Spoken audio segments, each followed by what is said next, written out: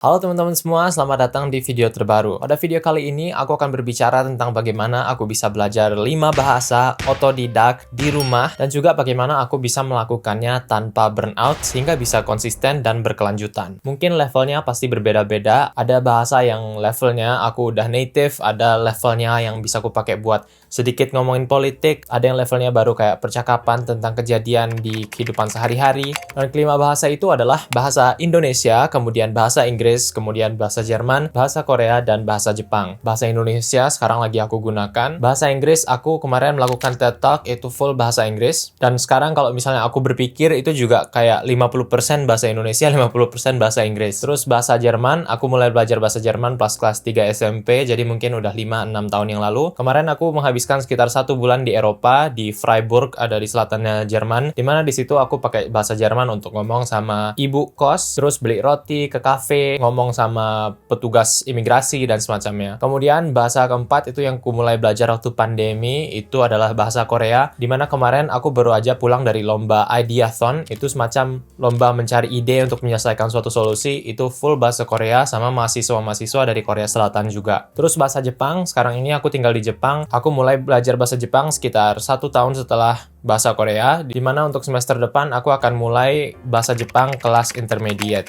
Nah, kelima bahasa ini sebelum aku pergi ke negaranya masing-masing dan menggunakannya untuk praktek langsung, itu aku pelajari mayoritas di rumah, di kamar tidurku dengan hal-hal yang tersedia online. Bahasa Inggris dulu aku pelajari waktu aku suka main Minecraft.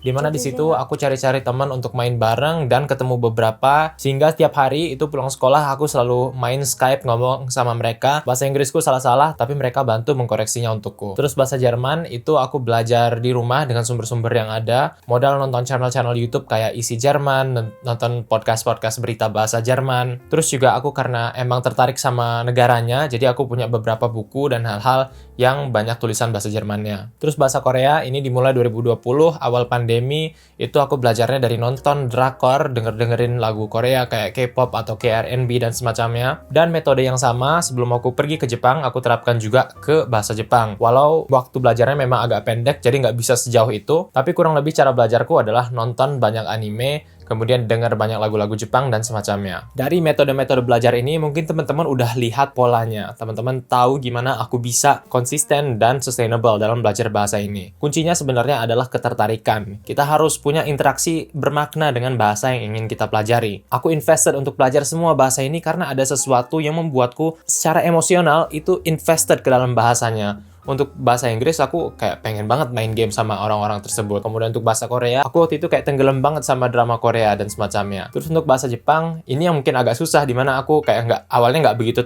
tertarik sama budaya dan tontonan-tontonan bahasa Jepang. Tapi karena pada akhirnya aku mau kuliah di Jepang, jadi aku coba expose diriku dengan lebih banyak tipe konten lagi, dan akhirnya ketemu juga mana konten yang nyambung dan menurutku bermakna untuk ketertarikan pribadiku. Jadi kunci pertama di sini adalah selalu cari konten yang bermakna buat kita. Untuk mayoritas dari belajar bahasaku itu nggak mengikuti kursus formal sama sekali.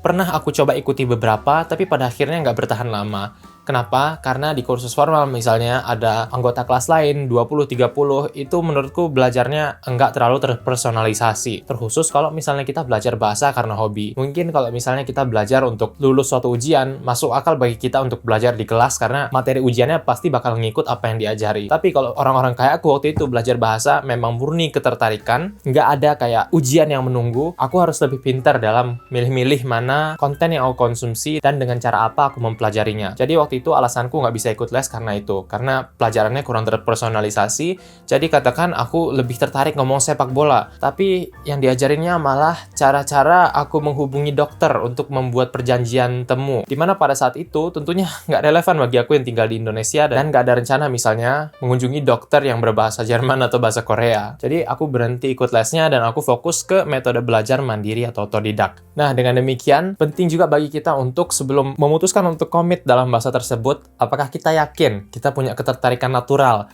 terhadap bahasa yang ingin kita pelajari. Bagi aku, kayak misalnya bahasa Arab, itu aku sejujurnya nggak punya ketertarikan natural ke situ. Memang itu adalah bahasa yang dipakai untuk kita sholat, beribadah, dan semacamnya. Tapi aku mikirnya saat ini aku cuma kayak tertariknya ya untuk secukupnya bisa aku pakai untuk beribadah gitu. Sedangkan kalau misalnya mau belajar atau komit lebih jauh, itu juga aku harus tahu gimana caranya mesen makanan, gimana caranya mesen bahan-bahan masak di pasar, gimana caranya ini, itu di level yang lebih tinggi, dimana menurutku selain untuk ibadah, aku sejujurnya belum setertarik itu. Jadi waktu itu aku sempet coba, kayaknya ini bahasa yang menarik untuk dipelajari, tapi pada akhirnya aku katakan enggak dulu untuk saat ini. Nah, project bahasa yang sedang aku jalani saat ini itu adalah bahasa Finlandia. Saat ini aku ada di fase memasuki atau konsumsi banyak-banyak konten tersebut, dan semoga dalam waktu 2 atau 3 tahun ke depan aku udah mulai bisa masuk ke grammar dan hal-hal yang lebih formal. Ya, aku mengatakan ini di depan kamera sekarang, aku penasaran nanti 3 tahun ke depan aku bakal look back atau lihat kembali ke video ini dan berpikir seperti apa. Terus juga dalam belajar bahasa, jangan menargetkan kefasihan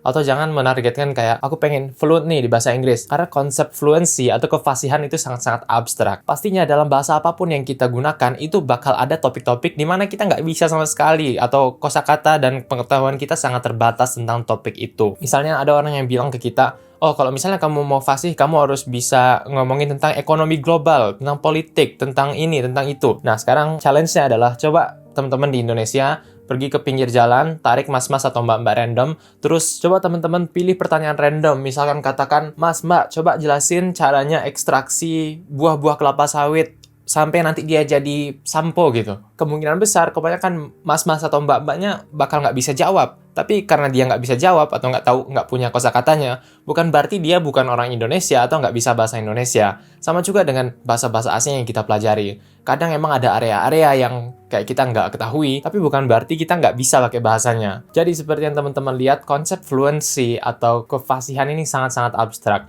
Bahkan di komunitas multilingual sendiri, itu banyak sekali perdebatan soal ini, dan jadinya orang tuh hampir nggak pernah bilang bahwa dirinya itu adalah fluent, karena nggak tahu fluent itu di sini, atau di sini, atau di sini. Jadi coba lebih spesifikin atau lebih nyatakan goals-nya. Misalnya apa? Misalnya aku pengen bisa nih pakai bahasa Jerman untuk pesen kopi di suatu cafe. Atau aku pengen bisa bahasa Korea sampai aku bisa nonton drama ABC tanpa subtitles. Karena bahasa itu cuma media bagi orang untuk berkomunikasi atau mencapai hal-hal tertentu. Dan karena masing-masing orang punya target dan kepentingan yang berbeda-beda juga, coba konkretkan target-target kita jadi dia lebih personal dan relevan buat situasi kita. Nah, tadi aku mengatakan bahwa aku sekarang lagi mulai perjalanan belajar bahasa Finlandia. Nah, kenapa aku berani untuk nambahin satu bahasa lagi? Jawabannya adalah karena setiap bahasa tambahan yang kita pelajari itu akan semakin mudah untuk dipelajarinya. Sebagai orang dewasa, aku belajar mulai dari bahasa Jerman. Dan bahasa Jerman itu kayaknya bahasa yang tersulit yang aku pelajari. Dan ini menurutku bukan karena bahasanya lebih sulit atau gimana, tapi karena di situ otakku masih mencari tahu bagaimana caranya untuk belajar bahasa dengan efektif. Nah, setelah bahasa Jermanku sampai level tertentu, kemudian aku mulai belajar bahasa Korea, itu otakku lebih cermat dan lebih tahu gimana cara mengidentifikasi pola-pola dan menginkorporasikan strategi dari masa lalu supaya belajar bahasa yang terbaru ini jadi lebih lancar. Jadi makanya, pas bahasa Jerman itu sangat sulit, pas belajar bahasa Korea agak kurang sulitnya, kemudian belajar bahasa Jepang sekarang agak kurang sulitnya lagi karena pengalaman belajar dua bahasa tadi. Jadi itulah kenapa banyak orang juga yang bisa belajar bahasa sampai 17, sampai 20, karena setiap kali bahasa baru yang mereka tambahkan, itu biasanya belajarnya lebih mudah dari bahasa yang sebelumnya dipelajari. Nah, karena ini biasanya bagiku kalau misalnya mau belajar bahasa, itu udah punya blueprintnya. Jadi emang ada hal-hal spesifik yang bisa dipelajari di bahasa tertentu dengan cara-cara tertentu juga. Kayak misalnya di bahasa Jepang itu kan ada kanji, di mana itu ada cara-cara tertentunya untuk kita bisa tahu atau menghafal arti, kemudian stroke order dan semacamnya, misalnya pakai aplikasi flashcard atau semacamnya. Tapi secara umum untuk akuisisi bahasa dan bisa bercakap-cakap dengan bahasa itu, aku pakai blueprint ini.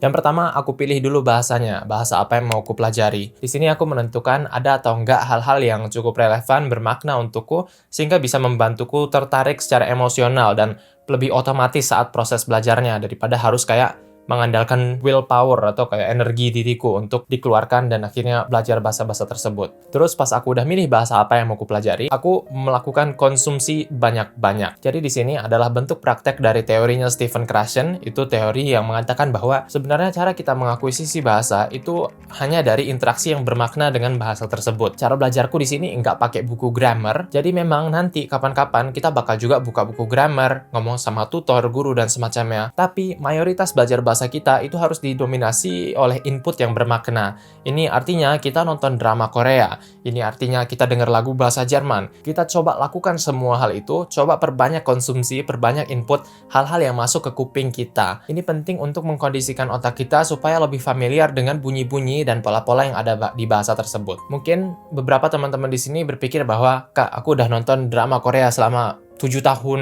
hidupku, tapi kok aku nggak ada progres sama sekali. Ya di situ karena belajar ke bahasa Koreanya cuma pasif aja, terus ngelihat subtitles bahasa Indonesia tanpa ada effort untuk memahami pola-pola yang ada. Tentunya 7 tahun yang dipakai buat nonton bahasa Korea tadi nggak sia-sia, tapi untuk kedepannya kita mau konsumsi sambil sekalian juga identifikasi hal-hal apa yang menurut kita menarik, kemudian biasakan otak kita untuk melihat pola-pola yang ada di bahasa tersebut. Nah, 90% dari belajar bahasaku itu didominasi oleh input, dalam artian input itu adalah hal-hal yang masuk ke kita, jadi kayak dari tontonan, hal-hal yang ku dengar, yang ku baca, dan semacamnya. Dan nanti ketika dalam proses input atau immersion ini, alias kayak mengelilingi diriku dengan bahasa ini, aku bakal ketemu hal-hal yang membuatku tertarik. Kayak misalnya bahasa Korea, aku suka banget pas pemain drakornya itu ngomong kayak Ichana, Opsana, yang ada kayak cananya itu, dan ternyata itu adalah potongan grammar. Jadi karena aku tertarik dengan bunyi ini, aku kayak mencari itu artinya apa di internet, dan setelah aku lihat penjelasan grammarnya, kemudian aku perbanyak lagi input dan konten yang aku konsumsi,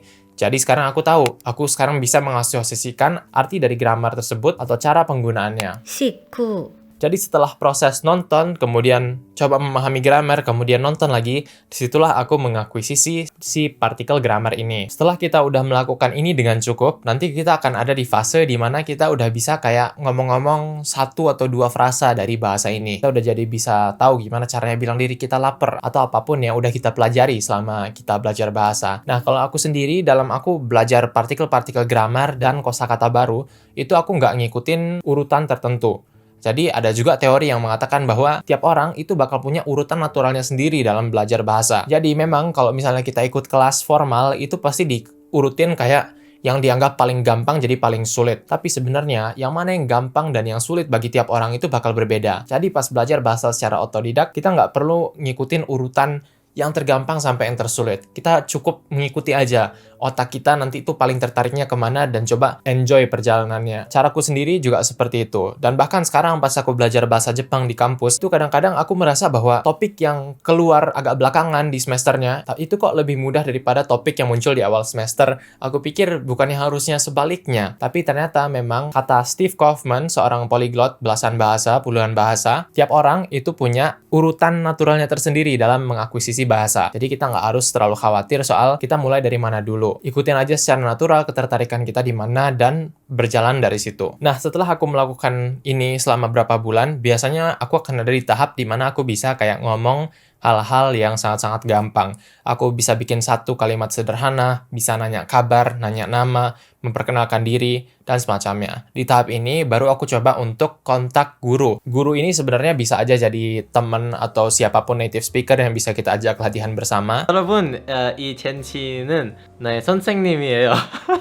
안녕하세요, 여러분. Aku rasa di dunia ini, pas kita mau mendapatkan suatu produk atau jasa, kita harus membayar dengan sesuatu. Nah, biasanya sesuatu itu adalah antara uang atau waktu. Aku sendiri, kalau misalnya ada uang yang lebih enak bayar pakai uang karena di situ ada transaksi yang jelas. Misalnya aku sewa tutor. Tutor itu dibayar untuk secara profesional mengajarkanku, jadi pekerjaannya lebih komit juga. Tapi kalau misalnya lagi nggak ada uang, kita juga bisa membayar dengan waktu. Dengan waktu dalam artian kita mencari teman-teman dari aplikasi-aplikasi di mana kita dihubungin dengan seorang pembicara dari bahasa tertentu, dan kita coba invest waktu untuk menjaga hubungan tersebut. Aku sendiri nggak terlalu suka cara ini karena agak susah untuk nyari teman yang cocok, dan biasanya kalau ketemu teman yang cocok, itu karena dia modal sukarelawan aja. kapan dia ada kepentingan baru di hidupnya, ada hal yang lebih menarik, kita bakal dilupakan dan kita bakal ditinggalin aja di aplikasi itu. Terus kita harus cari orang lainnya untuk memperkenalkan diri lagi dan semacamnya. Tapi kalau misalnya kita lagi nggak ada uang, apa boleh buat? Ini cara yang terbaik bagi kita untuk belajar. Nah, setelah ini sebenarnya caraku belajar hanya alternating atau berganti-ganti dari fase itu. Jadi aku fokus di konsumsi atau input di sini, kemudian aku latihan untuk output atau menggunakan bahasa tersebut untuk menulis, berbicara dan semacamnya di sini. Kemudian aku ulangi lagi yang fase konsumsi atau input tadi sebelum aku latihan lagi yang outputnya di sini. Nah, lagi-lagi karena konten yang kita lakukan, topik yang kita bahas itu semuanya bermakna dan kita suka, kita bakal enjoy belajar bahasa tersebut tanpa fokus terhadap output tertentu, tapi lebih karena kita suka aja proses belajarnya. Dan ini yang menurutku beneran membantuku untuk mengarungi sekian tahun belajar berbagai macam bahasa. Jadi pas kita udah ada di fase ini, sebenarnya kuncinya adalah cukup sabar dan coba tantang diri kita terus, cari hal-hal yang satu level di atas kita saat ini. Satu level itu maksudnya dalam artian bahwa bagi kita untuk progres, kita harus cari hal yang satu langkah aja lebih sulit daripada apa yang kita bisa saat ini. Ini bukan berarti kayak yang lebih sulit itu ngikut bab, tapi itu kayak hal-hal yang kita secara insting coba tentukan sendiri mana yang sulit dan mana yang enggak buat kita. Sekarang aku sendiri untuk semua bahasa ini udah ada di fase maintenance, atau sekarang tugasku adalah menjaganya untuk tetap ada dalam hidupku. Pada akhirnya bahasa-bahasa yang kita pelajari ini bakal hilang timbul dari hidup kita. Misalnya waktu aku belajar bahasa Korea kemarin, bahasa Jermanku jadi terbengkalai. Tapi ternyata selagi aku belajar bahasa Korea, itu juga memperkuat skill bahasa Jermanku, entah kenapa. Aku jadi lebih jago mengetahui pattern, percaya diri ketika pakai bahasa Jerman dengan orang asli, dan setahun kemudian dia bertukar posisi. Aku jadi agak kurang bahasa Korea, kemudian aku jadi lebih suka bahasa Jerman, dan ternyata proses itu juga saling memperkuat bahasa satu dengan bahasa lainnya. Nah, saat ini di 2023 Januari ini, aku paling tertarik dengan bahasa Jepang.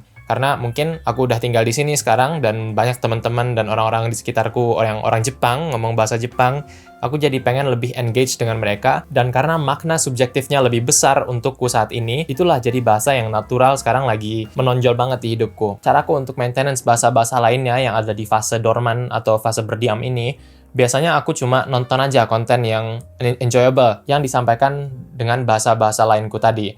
Misalnya apa? Misalnya aku dengar podcast berbahasa Jerman sambil aku nonton bahasa Korea, atau sesekali nonton kayak reality show dalam bahasa Korea. Ini adalah cara-cara yang gampang karena aku merasa bahwa terlepas dari bahasa apa yang digunakan, aku emang dari awalnya udah pengen nonton reality show atau dengerin podcast ini. Nah, begitulah teman-teman caraku belajar 5 bahasa sekaligus tanpa perasaan burnout atau letih yang berlebihan. Sebelumnya, aku udah pernah bikin video di mana aku mengeksplor lebih spesifik lagi tentang blueprint atau peta belajar bahasa ini. Teman-teman bisa menonton videonya di sini. Terima kasih, sampai jumpa pada video berikutnya.